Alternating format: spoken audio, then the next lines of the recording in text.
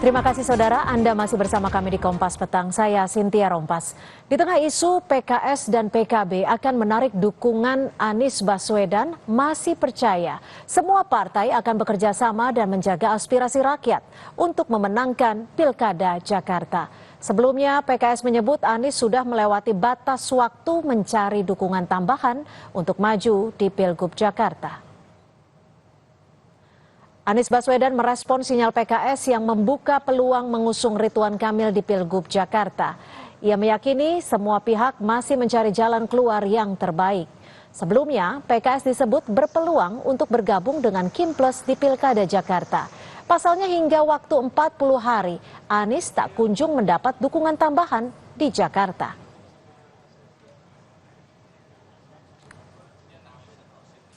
Sejauh ini kalau kita perhatikan, DPW partai di Jakarta sudah mengusulkan nama.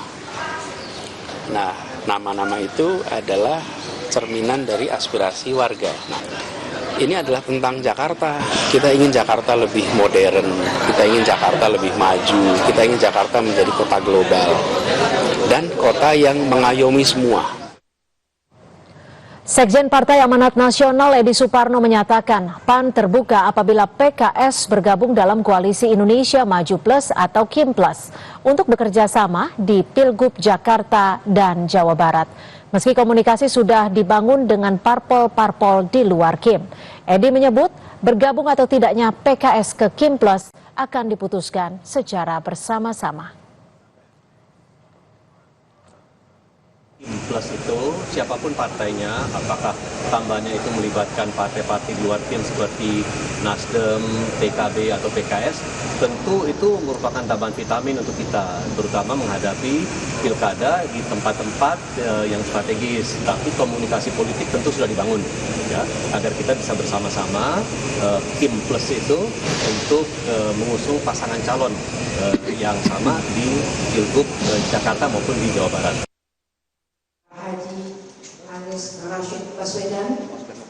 Tanda-tanda Anies akan ditinggalkan PKS semakin terang. Pasalnya, sejak 25 Juni PKS menugaskan Anies mencari kawan koalisi untuk mendukung pasangan Anies Sohibul hingga 4 Agustus atau 40 hari tenggat waktu yang diberikan PKS, tak ada partai yang berminat mendukung pasangan ini. Kenyataan ini membuat PKS mulai membuka komunikasi dengan partai dari koalisi Kim. Ya, pasangan Anies Sohibul Iman itu kita memiliki term and condition yang kami sampaikan tadi hingga 4 Agustus yang lalu. Sehingga proses di sini kita sekarang mulai membuka komunikasi dengan pihak-pihak yang lainnya, termasuk dengan Kim kita buka komunikasinya. Karena tentu setelah 40 hari proses negosiasi, proses komunikasi politik itu tidak berprogres, tidak mendapatkan kejelasan, maka itu akan menimbulkan ketidakpastian terkait pasangan ini, dan tentu DPP PKS akan mengkaji prospek bagaimana ke depan pasangan ini akankah berlayar atau tidak. Di sisi lain, DPP PKB menilai dukungan DPW PKB Jakarta terhadap Anies harus kembali dipertimbangkan. Waketum PKB Jazilul Fawait akui adanya Sohibul Iman sebagai wakil Anies tak dapat persetujuan DPP PKB. Jazilul pun membantah jika tawaran untuk PKB bergabung ke Kim Plus sebagai upaya untuk menjegal Anies. Ketika PKS misalkan mengusulkan Pak Sohibul Iman, beberapa teman dari PKB juga keberatan. Ini kan belum ada, Kim Plus juga belum ada kan, baru wacana. Apalagi menjegal. Koalisi Kim Plus saja belum ada dan belum duduk bersama, apalagi tuduhan menjegal atau apa. Jadi adanya kebuntuan Anies mendapat tiket ke Pilgub Jakarta, menurut pengamat kini bertumbuh pada kemampuan Anies mencari titik tengah antara PKS dan PDIP yang paling memungkinkan untuk berkoalisi di Jakarta.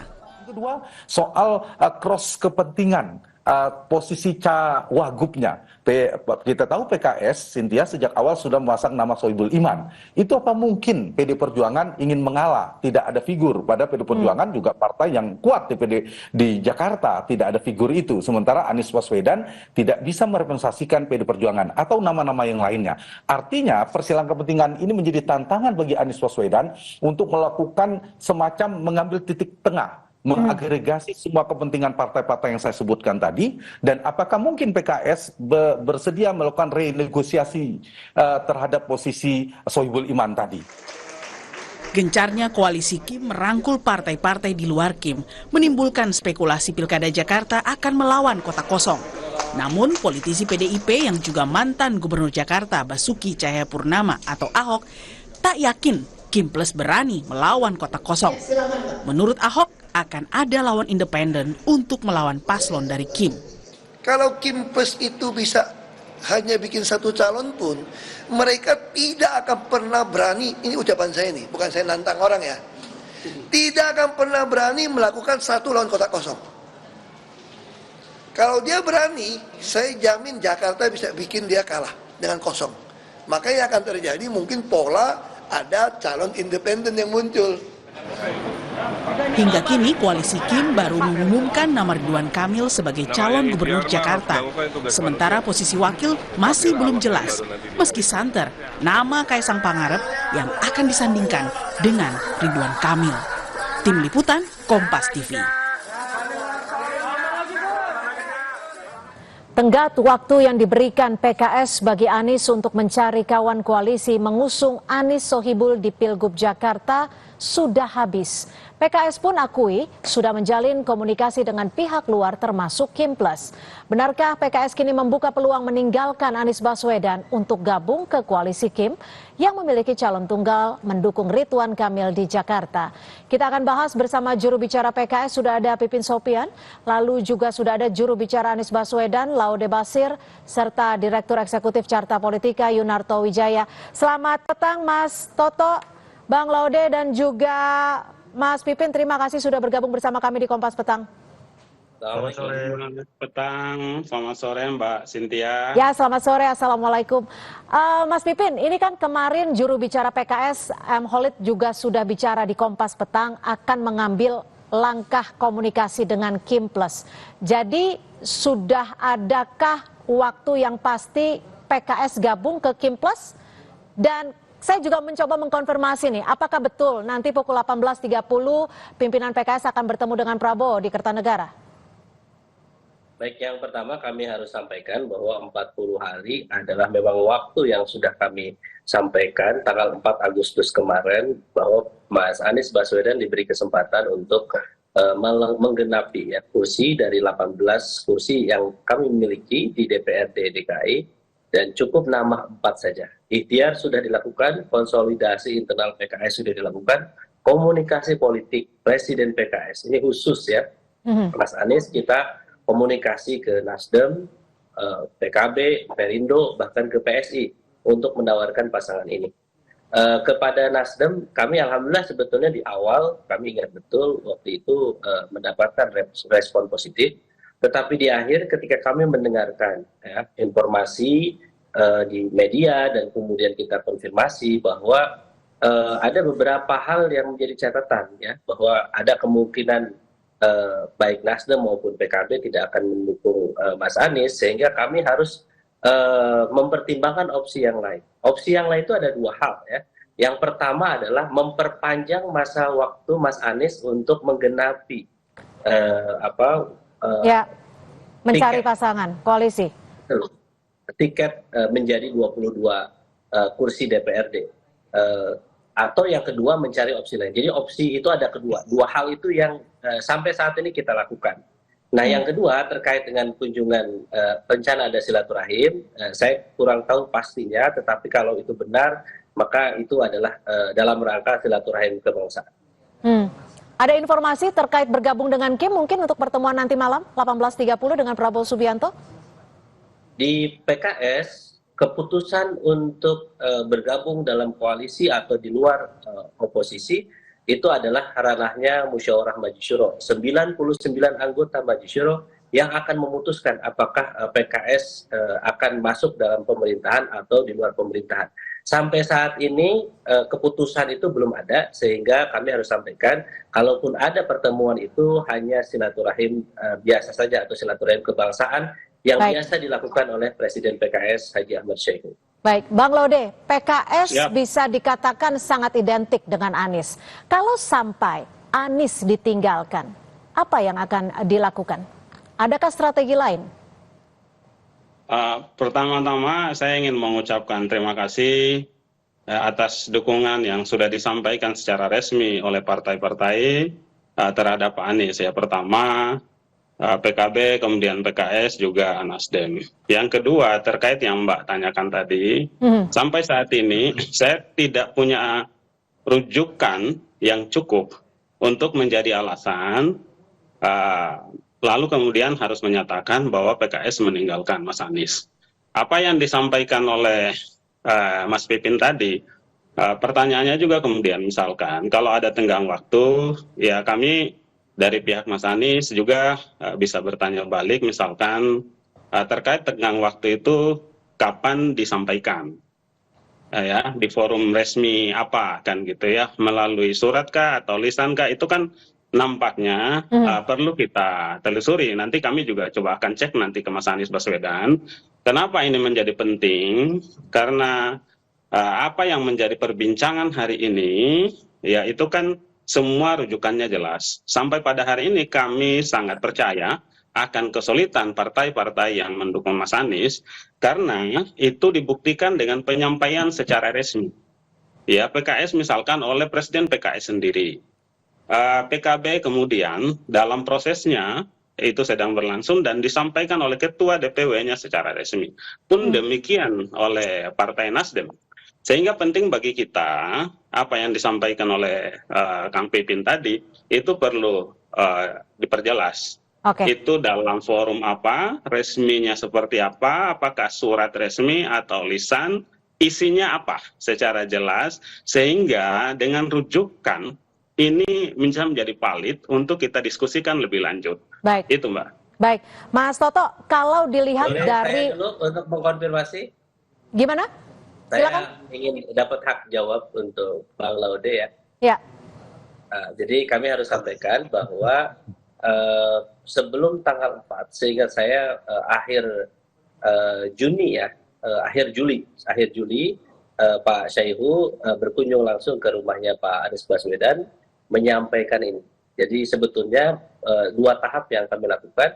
Yang pertama adalah memang akhir Juli itu kami sampaikan bahwa seingat saya tanggal 20-an ya, Pak Presiden PKS berkunjung ke rumah Pak Anies secara langsung dan menyampaikan tenggat itu akhir Juli. Kemudian karena akhir Juli tidak ada, kemudian diperpanjang sampai 4 Agustus. Nah, ketika 4 Agustus itu tidak terjadi, maka kami memulai untuk opsi yang lain. Opsi yang lain. Deal-dealan tenggat waktu ini dibuat secara tertulis atau hanya lisan sih, Mas Pipin?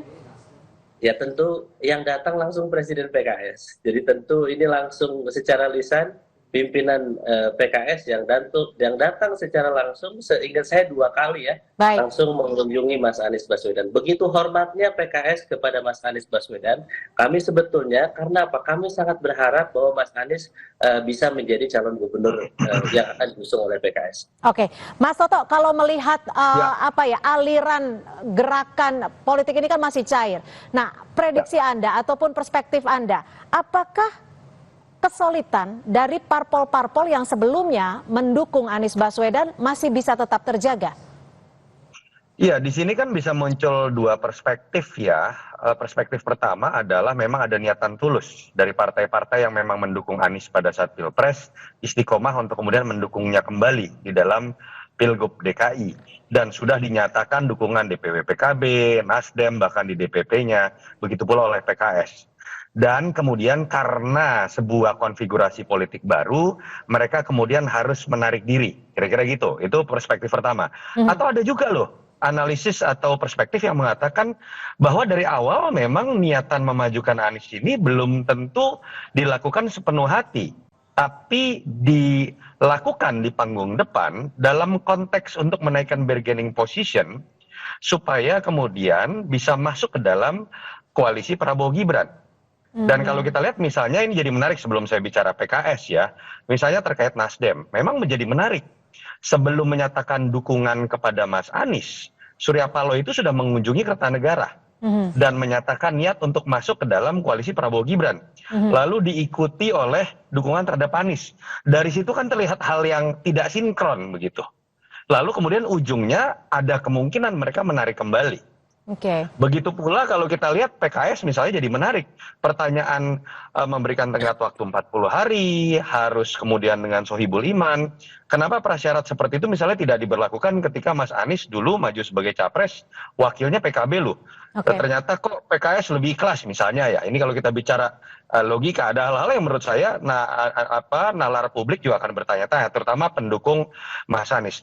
Kalau saya melihat sih, kan ini PKS tidak kemudian menarik, bukan menarik ya, mungkin menarik sendirian.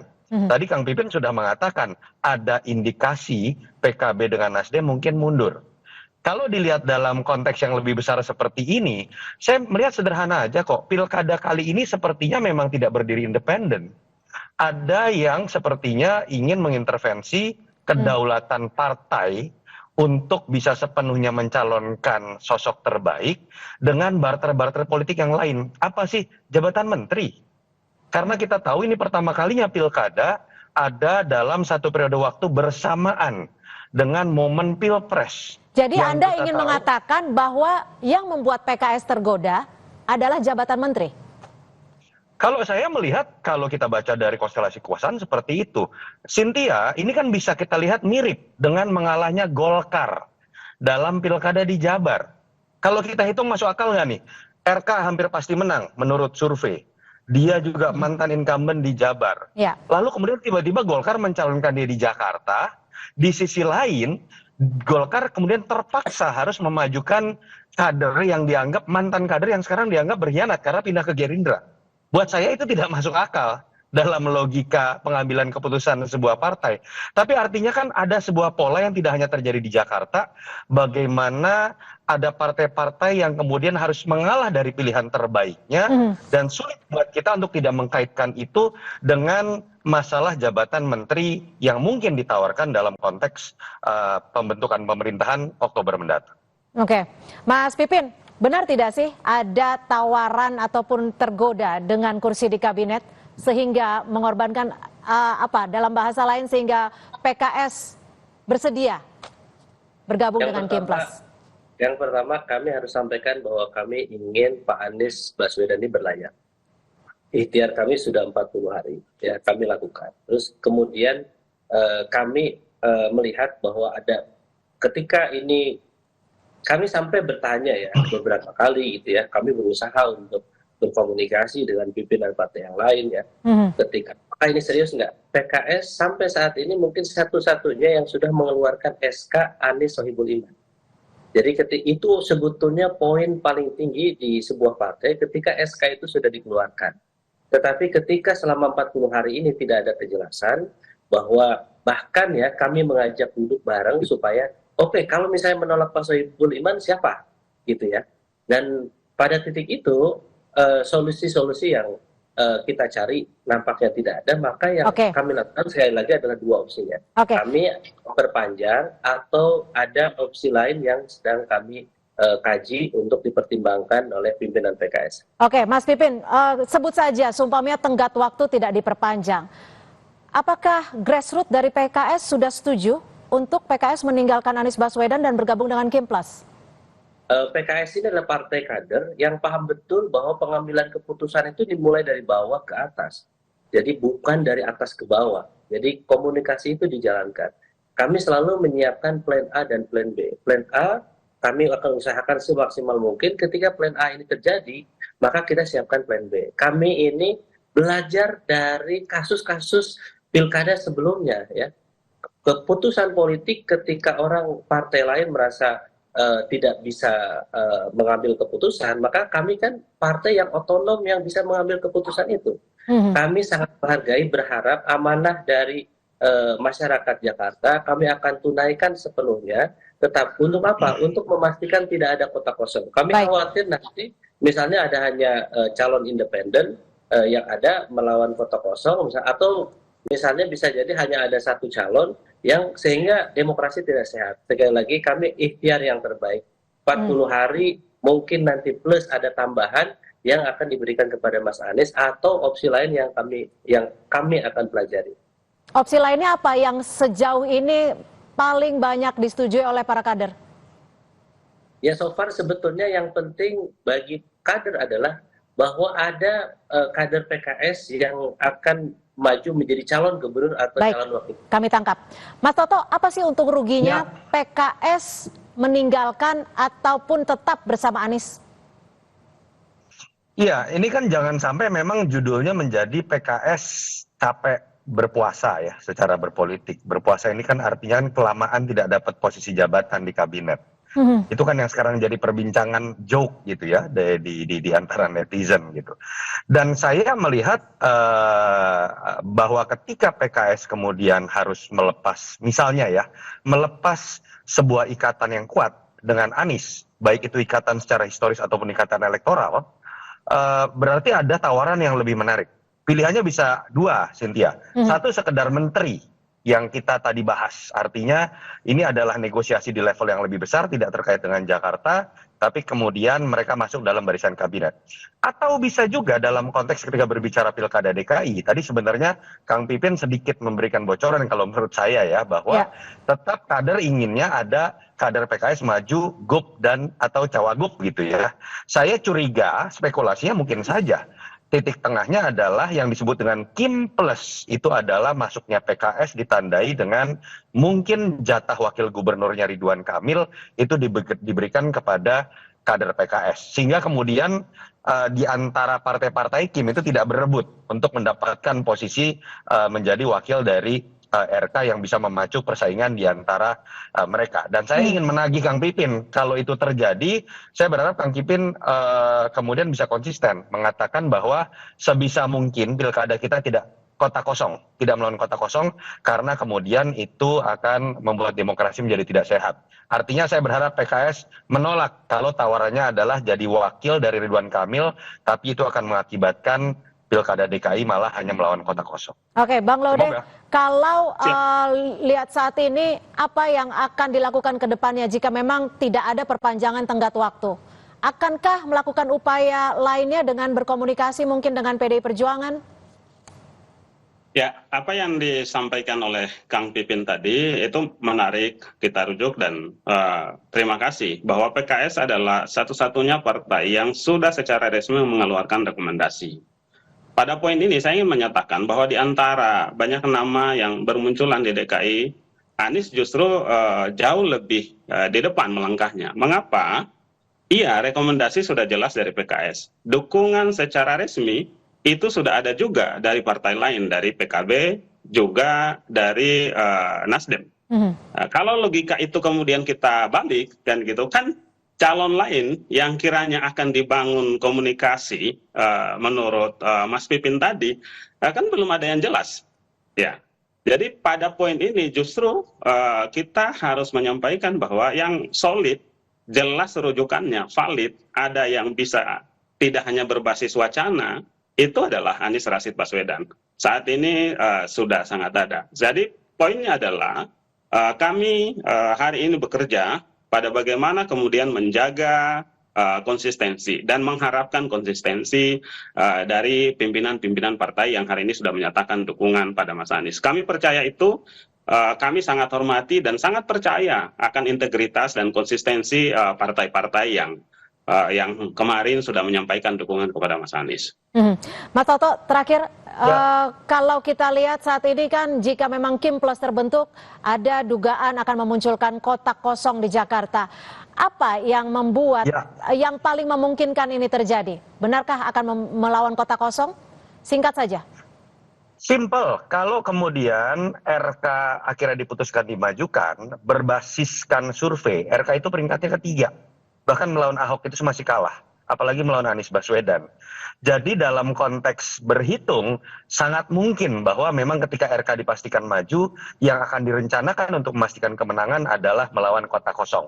Dan saya ingin mengajak ke Bang Laude, kalau memang betul itu terjadi, ada sebuah kekuatan besar yang memaksakan kondisi itu terjadi, harusnya para pengikut Ahok, pengikut Anies Baswedan, itu adalah jumlah yang lebih dari cukup untuk memastikan kota kosong bisa melawan kekuatan besar tersebut, dan itu adalah simbol perlawanan bahwa demokrasi yang tidak sehat, yang dipaksakan, itu harus dilawan. Baik, kami tangkap. Terima kasih Mas Toto dan terima kasih juga Bang Laude Basir dan Mas Pipin Sopian. Terima kasih sudah bergabung bersama kami di Kompas Petang. Selamat sore. Siap. Terima kasih Mas Toto. Mas